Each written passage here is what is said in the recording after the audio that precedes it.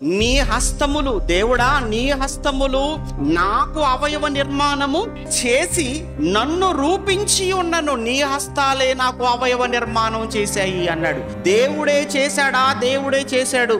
దేవుడు గాని ఒకవేళ చెయ్యకపోతే ప్రపంచములో ఎవరు చేయగలరు? ఈ దేహములో ఉన్న ఏ ఒక్క అవయవాన్నైనా మిమ్మల్ని ప్రశ్నించుకోండి. మిమ్మల్ని మీరు, కళ్ళద్దాలు ఎవరైనా చేయగలరు, వాచ్ ఎవరైనా తీసుకొచ్చి ఇవ్వగలరు, షూ ఎవరైనా కొనివ్వగలరు, బట్టలు ఇంకెవరైనా ఇవ్వగలరు, రింగులు కొనివ్వగలరు, బంగారపు చైన్లు కొనివ్వగలరు. కానీ ఒక్కసారి ఏమండి మా వాడు కన్ను పోయిందండి, మీ కన్నేమో తీసిస్తారేమో అడగని చూద్దాం. ఏమండి 2 కిడ్నీలో కిడ్నీ ఫెయిల్ అయిపోయిందండి, మీరు ఏమైనా ఇవ్వగలరా?